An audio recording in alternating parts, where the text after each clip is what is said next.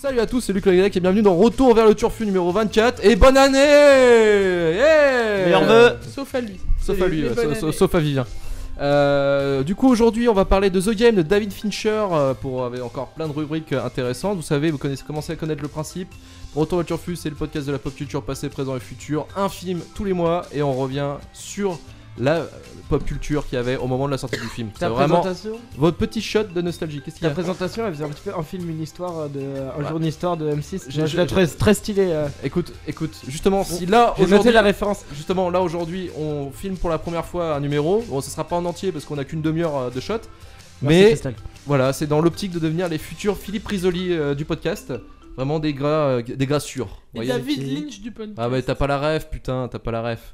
Du coup, pour ensuite, on voulait parler avant de commencer, on voulait parler d'un truc. Le 31 mars et le 1er avril, réservez vos petits tickets pour aller à Rennes, parce qu'il s'agit du Pod Rennes, qui est organisé par badgeek.fr. Alors, qu'est-ce que c'est Pod Rennes ? C'est un regroupement, en fait, c'est un festival de podcast qui se découvre dans la capitale bretonne. Hein, les amis, on va pouvoir manger des galettes, des pains polaises, et fêter l'anniversaire du petit con qui aura 20 ans. Même pas encore majeur aux États-Unis. Ouais, même pas encore majeur aux États-Unis, justement. On va aller le mollo avec ce gars. Donc, ouais, en gros, qu'est-ce que c'est le principe ? Donc, c'est un regroupement en fait. On parle du média, du podcast, et il y aura également beaucoup de podcasts qui seront présents. Il y aura Any Given Film. Après ça, on peut mourir tranquille. L'autre pod, les jeux du samedi soir, et également, on a le duel, Podsac. Nous-mêmes aussi, on sera en live à partir de 14h30 le 1er avril. Ça va trocher. Voilà, il y aura de l'ambiance, de la bonne humeur, et toujours organisé par les mecs de Bad Geek. Ça se passera à le 8 allée Léon Lebar à Rennes. Et ça risque d'être pas mal, franchement, une bonne ambiance. Comme les derniers numéros, vous pouvez voir les retours sur les derniers festivals qui sont passés. Là, je crois que c'est le 3ème. Et franchement, ça vaut le coup. Alors, ensuite, les gars, qu'est-ce que vous pouvez souhaiter pour la bonne année à nos auditeurs ? Ok, merci les gars. 2018 s'annonce formidable. J'étais pas prêt. Désolé, j'étais pas prêt. C'était le blizzard. Ouais, c'était le vent le plus ultime que vous m'avez foutu en 2 saisons, les gars. Bravo. Donc on va pouvoir retourner cette fois-ci à une période qu'on ne voudrait pas oublier, c'est-à-dire la fin des années 90, vous savez, le bon goût qu'on aimait, les POG, les cartes Pokémon. Cette fois-ci, on va... Putain, tu m'as volé ma réplique. On va se calmer les gars, on va prendre la Twingo et revenir le 5 novembre 1997. Allez, c'est parti. Jingle. Tout de suite.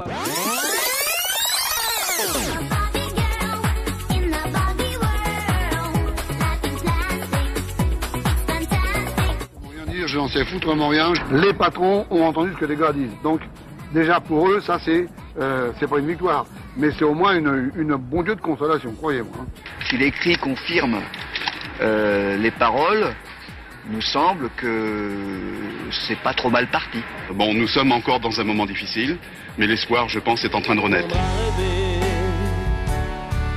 À rêver pour de rien qu'en fermant les yeux et savoir donner. Donner sans rature ni demi-mesure, apprendre à rester. Pardon monsieur, c'est interdit ce que vous faites. Ah ben, faut bien prendre le droit, hein, et on va plus l'avoir. On va plus l'avoir, alors débrouille. Hein, tant pis, hein. Là vous prenez 400 francs, est-ce que vous savez que ça veut dire qu'il y a d'autres gens qui pourront pas prendre de gasoil parce que vous en prenez en fait? Oui, mais ça c'est chacun se débrouille comme il veut, hein. Je crois que tout le monde fait le plein, hein. Je fais pareil, je vais ni plus ni moins que les autres, hein.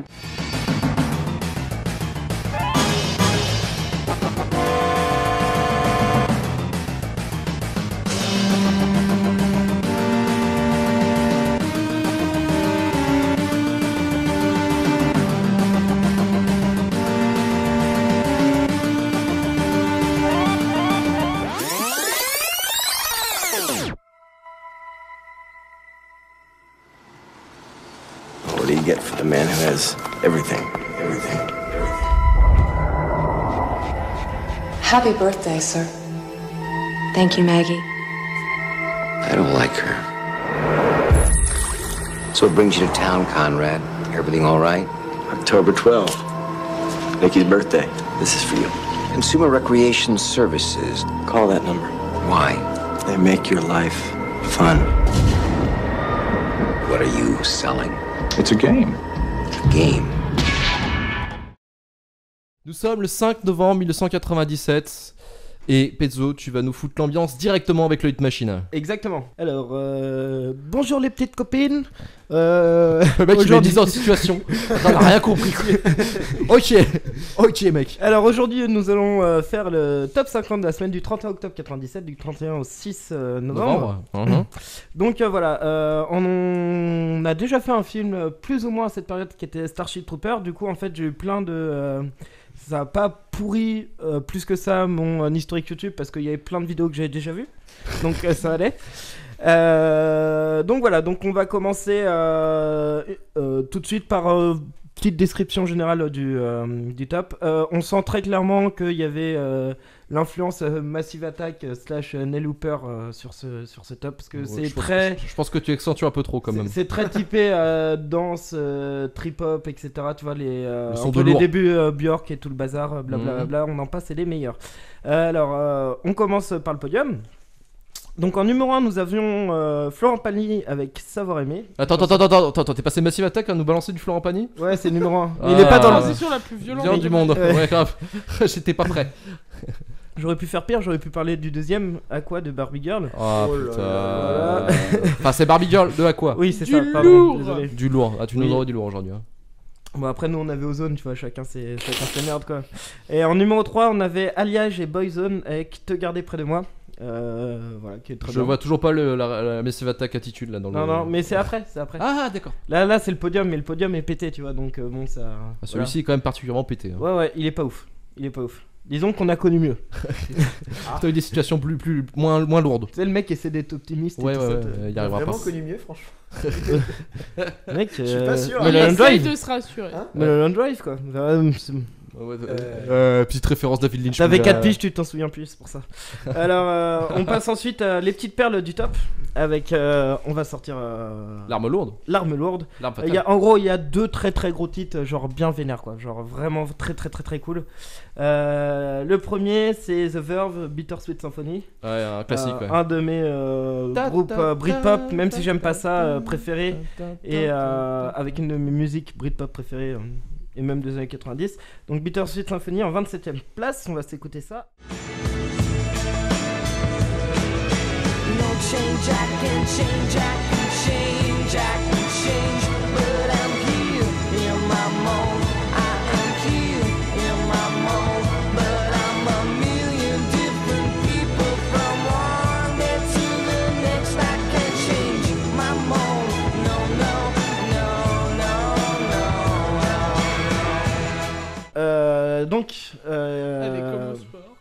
Cette chanson, c'est un super bon exemple du mindfuck, de la merde de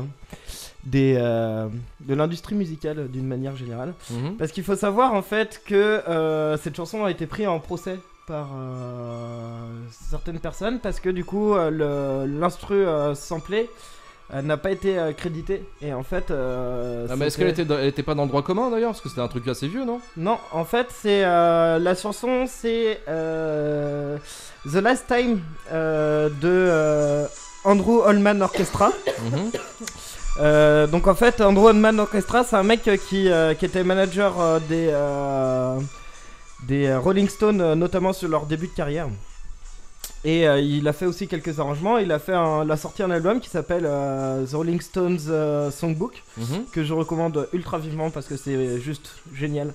Et dedans en fait il y a du coup The Last Time qui franchement si les mecs se sont inspirés de cette chanson, genre le mot est très faible quoi, tu vois, genre c'est vraiment on peut parler de plagiat je pense à mon avis. Bref, du coup ils ont été attaqués en procès pour plagiat. Et ils ont perdu. Et le truc c'est que ils ont quand même fait les paroles etc. Mais en fait du coup c'est ABKCO Records qui a gagné. Et du coup ils ont récupéré 100% des droits sur cette chanson. Malgré que les paroles étaient faites par The Verve, écrites par le chanteur de The Verve. Ouais. Et du coup les mecs en fait ont placé ça ont fait des contrats publicitaires notamment avec Nike et Opel. Et en fait pour gagner la thune dessus quoi. Ouais, et The Verve voulait pas. Mais vu qu'ils avaient gagné 100% des droits sur cette chanson, ils n'ont pas le droit, enfin ils n'ont pas réussi à gagner on va dire le truc. Et du coup leur musique a quand même été utilisée à leur insu là-dessus en fait. Ah putain. Donc voilà, donc je vous laisse méditer là-dessus. En vrai, c'est vrai que les mecs auraient pu être un peu plus intelligents et payer des droits d'auteur ou au moins citer, tu vois, genre la source, la référence quoi. Ouais. Et du coup, ils ont été fautifs au départ. Après, je pense que la punition est un peu vénère quand même comparé. Ouais, mais c'est le droit de la propriété intellectuelle est assez dur. Ouais, je sais, mais justement, ce qui est dans cette chanson, il y a 50% de les paroles, enfin même les paroles tout court, ça existait pas, c'est eux qu'on fait. Donc. Non mais t'inquiète pas, on vit dans un monde où on vit dans un monde où Jean-Marc Morandini n'est pas encore puni par ses crimes. Écoutez les tonalités les gars, voilà. Donc voilà, donc The Verve, il n'empêche que même si c'est plus vraiment leur chanson officiellement, c'est quand même une super chanson. Ouais. Donc voilà. Ensuite, nous avions du coup pour la chanson suivante que je voulais refaire sortir, c'était en 40e place un très grand groupe français. Qui a sorti un album qui s'appelle L'école du micro d'argent. Ouais, Ayam. Ayam avec Né sous la même étoile. Donc, voilà. Du bon lourd, bon lourd. Ouais, on peut dire que c'est assez lourd, ouais, effectivement. Donc voilà, c'était. Disons que tu vois, pour moi il y avait Oxmo Puccino et Ayam et MC Solar, puis après il y avait un peu le reste, tu vois, genre. Mais eux ils sont quand même vachement ouf.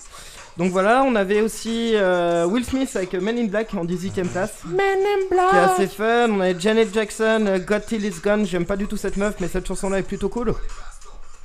On avait Dahul Meet Her at the Lover Parade en 24ème place. Et c'est assez rigolo parce que je sais pas si on pourra mettre dans le montage ou pas, mais le clip.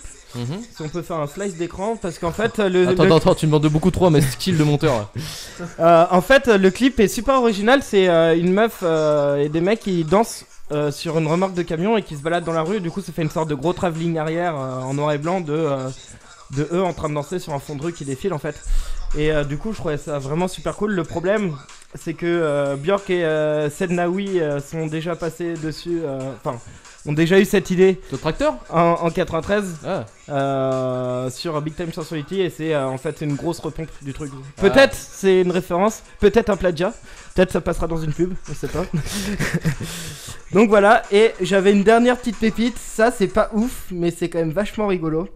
C'est en 50e place Sergi L'Ultimo della Sera et c'est un rap italien. Pour vous les Rital. Et c'est un rap italien assez cool en fait.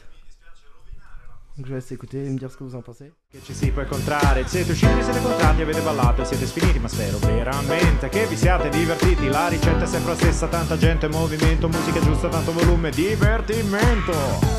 Che figata, che figata!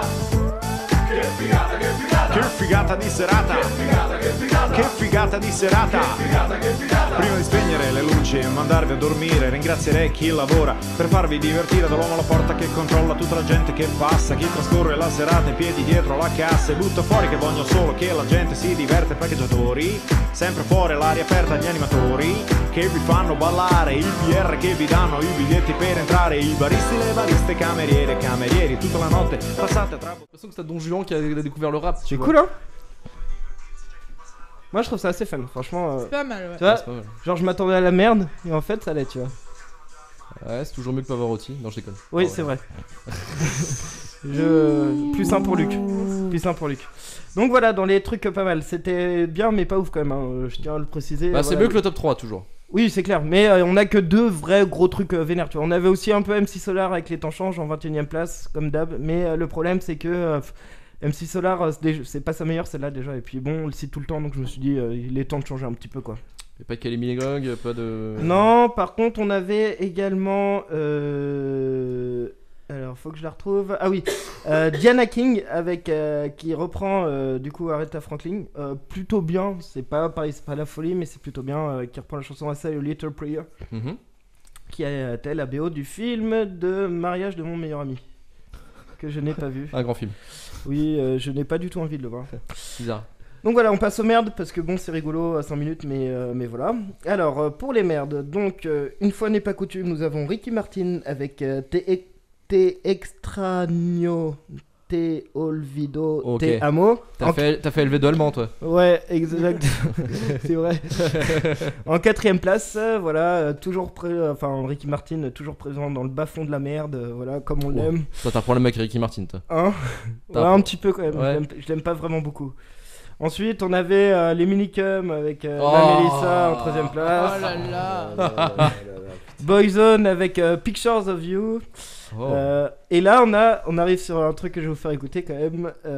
C'est un groupe qui s'appelle qui s'appelle Poetic Lover.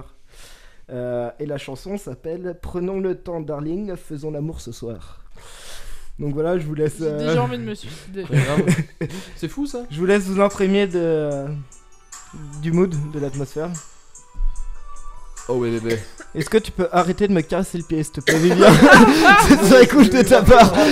Je me sens un peu mal à l'aise, surtout là-dessus, tu vois. Oh la vache. Ah ouais.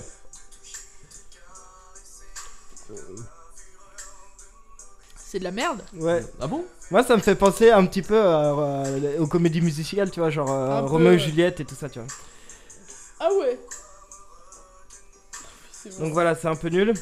Bon, on va pas se l'écouter en entier, hein, parce Non, que parce que on n'a pas toute la soirée. On en a assez profité. Et puis on a je que 30 minutes de tournage, donc. Alors ensuite... Ouais, pour la vidéo, mais. Ah d'ailleurs, ça sortira sur YouTube et pas en même temps hein, que l'épisode. Hein. Ouais, d'abord le montage audio et après la vidéo. Après on verra. Chaque chose en son temps. Alors après on avait Rachid Taha avec LOL JPP de moi. Yara Yaha. Qui était la BO en 3ème place. Ah, au fait, j'ai oublié de dire Poetic Lover était 20ème. Oh, ah ouais. Donc, qui était la BO de La Vérité si je mens. Je sais pas si vous vous souvenez. Le 1, First One. Grand film, ouais. Alors, attendez. Hop, ça faisait un truc comme ça.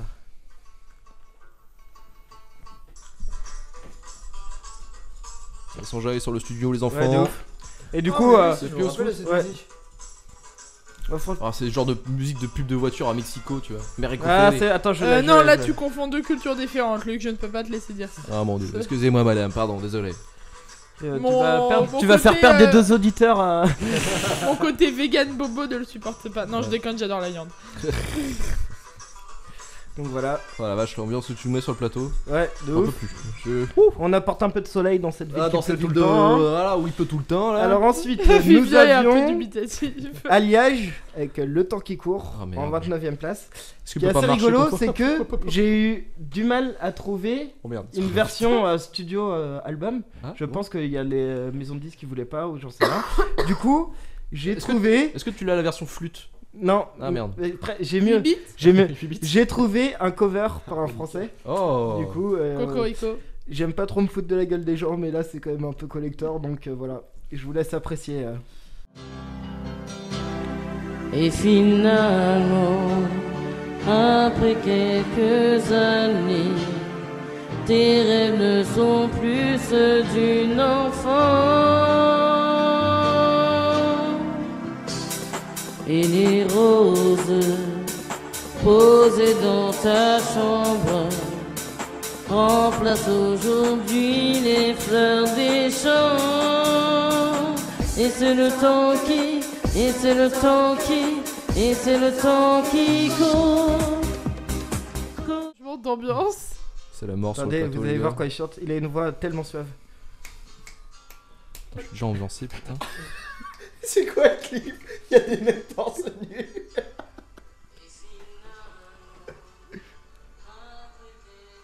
Je suis sur le cul. Et les gars, 42 000 vues, hein. C'est-à-dire que cette vidéo va faire plus de vues que notre vidéo qu'on va poster là, les gars. Oui. Peut-être qu'il faudrait qu'on chante sur avec des... Je pense qu'il faudrait qu'on se mette à poil. Sans moi. Mais c'est con, ça aurait pu participer, tu vois, à augmenter la temps. Elle est épique. C'est con, hein. Attends, là c'est le refrain. Oh, le mec il fait il fait monter la sauce. Ah, j'y crois pas. Ouais. Tous. C'est bien, hein. Donc voilà, ça c'était cadeau, c'était gratuit. Merci. Putain, ça fait plaisir. Ouais. Ensuite on avait en gros c'est à peu près tout ce qu'on a. Bah non, on avait d'autres merdes, mais bon, tu vas pas toutes les citer parce que sinon on va avoir toute la soirée. On va juste quand même citer qu'il y avait Hermès Houseband avec I Will Survive en 6ème place parce que c'était encore la vibe Coupe du Monde. Et On était en 97, mec. Ah ouais. Alors c'était Oh, le mec, tu coupes au montage. J'avais sinon Non mais c'est pré-vibe. J'avais Daft Punk, Discovery. C'était, je pense, c'était la pré-vibe de ça, tu vois, parce que Comment la il se chanson, rattrape La En fait, pré-vibe. c'était pas post, mais pré, c'est ce que je voulais dire, Ouais. excusez-moi. Je m'en fous, on va faire que Tu 30 t'es vues sur craqué, YouTube. non, Après, on avait quand même Lara Fabian au top de sa forme avec 2 titres avec Tout et Je t'aime qui étaient en 12 et 14e place. Donc voilà, semaine assez faste pour Lara. Si tu nous écoutes, on au se boulot. souvient. Et ensuite, on avait Ça me aussi tue. Bellini avec Samba de Janeiro. Ah, ouais. Une belle image qui montre bien, qui décrit bien quand même la musique brésilienne. l'époque, ouais. Exactement, ouais, voilà. C'est carrément ça, des meufs un peu avec des gros nichons et des petits décolletés, enfin voilà quoi. Ah bah s'il y a de la nénette, hein. Il y a des sifflets partout, on siffle, allez, on fait la samba. Il y a du monde au balcon, hein. Donc voilà, c'était ce Oh, j'en ai petit marre, top. le mec Désolé dégueulasse. les gars, c'était un pas petit peu terrible. de... C'était pas ouf. Ben non, mais c'était un peu de la redite, donc en gros, parce que du coup, on avait déjà Starship Trooper en fait, qui était là, ouais, qui avait plus ou moins dans le même truc. Donc du coup, au niveau des stats, on a 42% de bons titres, 30% de buzz et 28% de neutre entre guillemets, ce qui nous donne une note plus ou moins aux alentours de 13 sur 20. Quoi Ouais. 13 sur 20 Ouais. Bah, c'est le meilleur là. Bah non, non, c'est le deuxième. Ah, c'est le deuxième. Ah oui, c'est le vrai. deuxième, ouais. Ouais, c'est celui de Lynch, ouais. Un 14, 17 Lynch, c'était 15-5 il me semble, un truc comme ça. Ouais. Et on a eu un moins 17 et un moins 1. Ouais, donc on est deuxième là. On est deuxième, là. Ah là classement. là là, au-dessus du moins 1 quand même, hein. Il se met C'est- bien. ouais, hein. il se place bien, ouais. Ouais, Ah, donc putain. deuxième, voilà quoi. Et je pense que Starship Trooper aurait pu être deuxième et celui-là 3, tu vois. Genre si on avait déjà noté à l'époque Oui, de oui, Starship. oui. Non, je vois, ok. Donc voilà. Ok, Pezzo, merci pour le Hit Machine. On va pouvoir passer aux news politiques de ce qui se passait dans le monde et en France au moment de la sortie du film. Allez, Christelle, c'est à toi. Alors, je suis désolée d'avance, mais pour une fois, il y a aucun... Enfin, non, c'est pas qu'il y en avait aucun, mais on n'en parle pas. Il n'y a pas de conflit au Proche-Orient. Non. Non. Putain. Et oui, en novembre 97, ils se sont dit, bon... Ils peuvent pas se taper sur la gueule comme tout le monde là. Oh là là. Trop chiant. Donc là, en fait, je vais un peu changer de manière de faire. C'est que dans un premier temps, je vais énumérer voilà, les 4-5 news importantes du mois de novembre. Et après, grâce au monde diplomatique, j'ai découvert une nouvelle rubrique. Je vais vous décrire plus amplement certaines choses. Donc clairement, qu'est-ce qui s'est passé en novembre 97 ? Eh ben, ça tourne surtout autour du fric, finalement, pour une fois. C'est chic. C'est vrai, franchement, le monde ne tourne pas autour de l'argent. Franchement, je suis très consternée par ça. Qu'est-ce que tu marmonnes ? Je disais, tu t'arrêtais à peine sur la blague tellement elle était mauvaise. On la survole. C'est pas une blague, hein, c'est... C'était ma vraie pensée. Non, non. Bref, plus sérieusement, désolé, j'ai perdu le là où j'en étais. Du coup, la Corée du Sud était dans une merde incroyable à ce moment-là. Parce que donc, en fait, c'était encore un pays en voie de développement. C'était pas encore la Corée du Sud comme on la connaît aujourd'hui. Et en fait, du coup, ils ont demandé 60 milliards de dollars au FMI. Qu'est-ce que le FMI ? C'est le Fonds monétaire international. Donc, qui était à l'époque géré par notre cher... Strauss-Kahn. C'est bien. Je suis fière de vous. Donc voilà. Ensuite, du coup, il y a eu des problèmes. Alors là, je survole. Mais du coup, ils ont eu leur thune ou pas ? Oui, ils l'ont. Ah, Ils l'ont. d'accord. Et après, du coup, ils s'en sont bien sortis, etc. Et puis aujourd'hui, on a eu Gangnam Style et tout. Voilà, Donc, ça a l'air que tout va bien. Ça veut dire que tout va bien. Moi, perso, ça me fait leur perso, je pensais plus à Merci, Samsung et tout ça, Strauss-Kahn. tu vois, mais genre... bon, ouais. D'innombrables films coréens qui étaient Ouais, cool aussi. ouais. Hein. Non. Mais voilà. Non, c'est juste grâce à Strauss-Kahn qu'on a Gangnam Style. Non, je plaisante, Le bien raccourci, sûr. tu sais. Merci Strauss-Kahn pour gagner le Star, hein, bravo. Non, bien sûr, je rigole. La Il Corée nous a du bien Sud- tous niqués, hein. Merci Péto.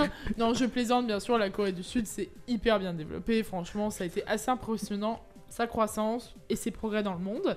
Bref, sinon, du coup, à côté de ça, ça a été surtout un mois qui a été porté, Vivien et Luc vont être particulièrement contents, sur le réchauffement climatique et l'écologie.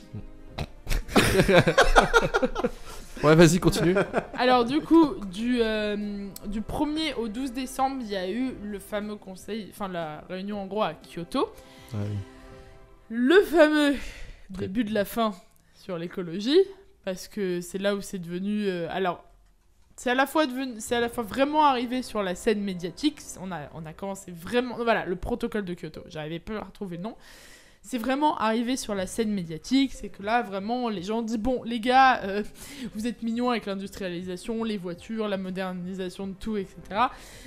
Mais on est dans la merde.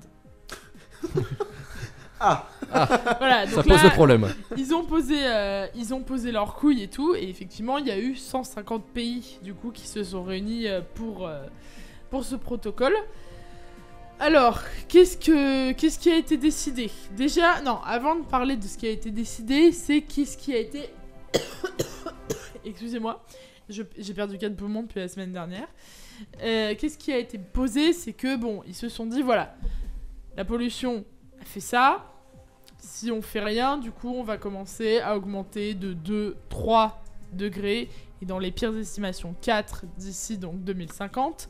Donc on est encore dans ces stats aujourd'hui. Aujourd'hui, on estime que ça va augmenter à 2 degrés maximum. En 97, on était à 4 dans les pires estimations. Donc on a quand même pas mal progressé, mais malheureusement, c'est pas encore assez. Ils ont aussi parlé du fait qu'il y avait pas mal de déforestation. Du coup... Pareil, ils ont commencé à évoquer que l'huile de palme, c'était un peu de la merde. Genre, ça fout le cancer, ça contribue à la déforestation et ça tue les orang-outans. Mais ça fait du bon Nutella. Ouais, c'est ça. Il paraît que Nutella s'en bat les couilles. Je vois pas pourquoi. C'est pas parce qu'ils sont posés dans leurs milliards de dollars, là. Donc, c'est Ferrero d'ailleurs qui s'en bat les couilles, pas Nutella. Voilà. Eh oui, gueule, Allez, continue. Et pardon, ouais. Et donc voilà, ils ont réalisé aussi que le diesel, le pétrole, ouais, non, c'était pas ouf, que la voiture, c'était peut-être pas le top du top pour la pollution, etc., etc. Enfin, en gros, tous les grands enjeux qu'on connaît aujourd'hui étaient là, quoi. Ont commencé vraiment là. Donc voilà. Donc c'est vrai que là, ça a été vraiment un mois assez majeur pour ça. Ça fait du bien. Ils sont partis de plusieurs statistiques, donc je vais vous en lire quelques-unes. C'est que à ce moment-là, donc là, on est toujours en 1997, les statistiques d'ici 10 ans. On en parlait déjà à ce moment-là, c'est que d'ici 2050, et c'est une statistique qui devient de plus en plus véridique aujourd'hui, c'est que le chocolat disparaîtra certainement d'ici 2050, et je suis désolée Luc, le café est concerné aussi. Oh non. Putain, non. Non. Si. Il faut qu'on fasse quelque chose, les gars. Faut qu'on développe un truc là. Pas le café. Ah la vache. Donc voilà. Et en fait, le plus triste là-dedans, c'est que l'année dernière, du coup, nous avons fêté les 20 ans de Kyoto et l'élection de Trump. En même temps. Et que Trump, il n'a rien à branler. Et que Trump a dit que le réchauffement climatique était une invention des Chinois et qu'il s'est retiré de l'accord de Paris. Il a aussi dit, tu sais, quand il y a eu la vague de froid, qui est toujours d'actualité actuellement, il a fait oh, comme ça va faire du bien au réchauffement climatique. Ah oui, il avait dit ça en version lol. Ouais. On est sur un pur génie. Pur génie. Donc, et puis pareil, c'est vrai que je vous invite à lire effectivement tout ce qui a été fait là-dessus. Moi, je me suis principalement aidée du coup du monde diplomatique, mais c'est un sujet sur lequel j'ai quand même beaucoup lu. Bon, ok, que j'ai beaucoup étudié parce que j'ai fait des études de journaliste. Oh la meuf quoi, putain. Donc voilà, mais c'est vrai qu'effectivement, voilà, novembre 97 a été important là-dessus. Et là, je vais sortir un tout petit peu de ma chronique, mais je vais juste dire une chose par rapport à ça, c'est que nous sommes 21 ans plus tard. Et concrètement, qu'est-ce qui a changé ? Je vous invite à méditer là-dessus, parce que lisez ce qui a été dit à cette époque, ce qu'on a fait aujourd'hui. Il y a eu du progrès, mais clairement, on a fait un quart de ce qui a été fait, de ce qui devait être fait. Donc voilà. Et en fait, bon. Non. Je vais m'arrêter là parce que j'allais dire un truc, mais je m'embourbe dans un truc qu'il faut pas, donc non. Donc okay. Je vais m'arrêter là. Ok. Tu pourras le dire en antenne ? Oui. Ça fait déjà beaucoup. Hein. Là, tu nous as mis un coup de pompe dans la gueule. Donc trier, bande de connards. Le tri sélectif, bande de fils de pute. Ok, ça marche. Ouais, merci pour le point news, Christelle, de l'état de la planète à l'heure où sortait ce film The Game. Là, on va pouvoir parler jeux vidéo cette fois-ci. Vu que, alors oui, on a oublié de le dire, on a omis, Elsa et Louis ne sont pas là ce soir. Je pense que les gens avaient remarqué depuis le temps. Oh, et je pense aussi, il n'y a pas eu de Louis qui balançait une connerie ou de Elsa qui était encore outré par nos conneries. Donc on leur dit déjà coucou et puis on espère qu'ils seront là le mois prochain. Des bisous. Des bisous. Donc du coup, on va parler jeux vidéo. C'est parti pour la chronique gaming.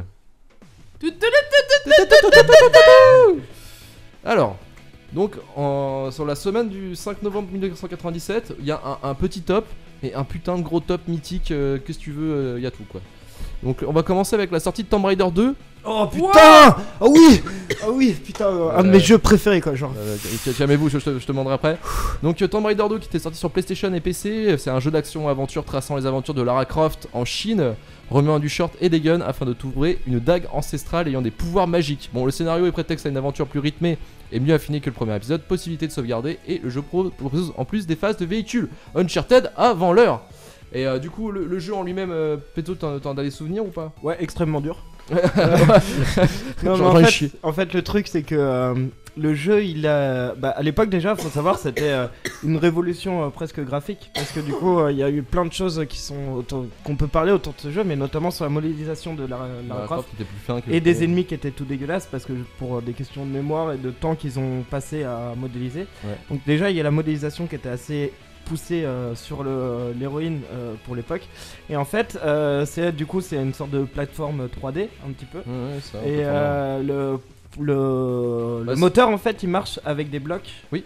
Et le problème en fait c'est que très souvent ça fausse les perspectives et t'as l'impression que tu peux pas sauter à un endroit mais en fait tu peux et tu dois, ouais, et inversement. Ouais. Après il y avait des trucs qui étaient assez cool, c'est quand tu crevais ça je m'en suis rendu compte au bout d'un moment à force de crever, parce que j'ai passé des heures et des heures et des journées dessus juste à mourir. Et en fait du coup c'est quand tu crèves il te oriente Lara Croft vers le chemin où tu dois aller en fait. Donc, oui. vois, et au ça, bout de 20 mais ça faut comprendre tu vois. Ouais. Mais putain, mais ce jeu, mais il est mythique, tout est trop ouf quoi, genre c'est c'est un de mes meilleurs souvenirs que j'ai de trucs, et je me suis arrêté à peu près